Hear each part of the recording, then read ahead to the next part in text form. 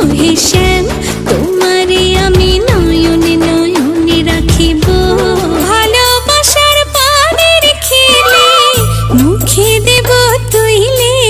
শিশুশিল্পী হয়ে শোবিজে ক্যারিয়ার শুরু করেন বর্তমান সময়ের নায়িকা পূজা চেরি। অভিনয় দিয়ে একে একে কেটে যায় তার ৬টি বছর। এরই মধ্যে দর্শকদের ডজন খানেক সিনেমা উপহার দিয়েছেন।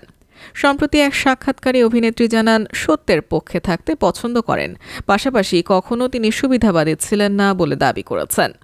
সাক্ষাৎকারে পূজা চেরি বলেন, যেটা সত্য সেটাই হওয়া উচিত এবং যেটা সত্য সেটার পক্ষে থাকা উচিত, আর আমি আসলে সত্যের পক্ষে থাকতে পছন্দ করি।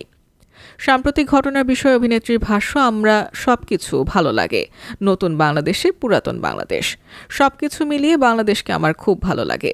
যেহেতু আমি কোনো কিছুর সাথে জড়িত ছিলাম না এবং আমার কাছে মনে হয় যে সত্যের পক্ষে থাকাটা জরুরি, সেটা যে পক্ষের হোক না কেন। যে সত্য তার পক্ষে থাকাটা জরুরি এবং আমি কখনো সুবিধাবাদী লোক ছিলাম না। পূজা জানান, ভালো জায়গা থেকে কখনো সুবিধা গ্রহণ করেনি বা কেউ ক্যারিয়ারে পিছিয়ে থাকলে তার ক্ষতি করে খারাপ মন্তব্য করেনি। শেষে তিনি বলেন, আমি চাই দর্শকদেরকে ভালো কাজ উপহার দিতে, যাতে আমার ভালো কাজ দর্শকরা দেখতে পারে। আপাতত কোনো পরিকল্পনা নেই, কিছু কাজের কথা চলছে, সেই কাজগুলো নিয়ে এগোচ্ছি।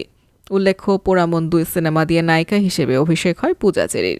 তবে তার মুক্তিপ্রাপ্ত প্রথম সিনেমা নূরজাহান, এরপর দহন, প্রেম আমার ২, গোলুই, শান সিনেমাগুলোতে বড় পর্দায় দেখা গেছে তাকে।